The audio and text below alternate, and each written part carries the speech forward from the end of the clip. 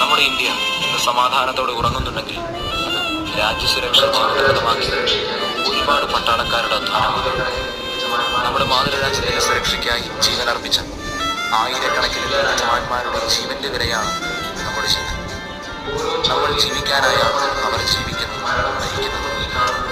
ഓരോ ചുവടുവയ്പിലും അപകടം മടങ്ങുമ്പോഴും മരണം തൊട്ടു മുന്നിൽ കാണുമ്പോഴും അവർ ഭയക്കാറില്ല. കാരണം അവരുടെ സുരക്ഷാ കവചം ദേശസ്നേഹം, ഭാരതീയരുടെ പ്രാർത്ഥന.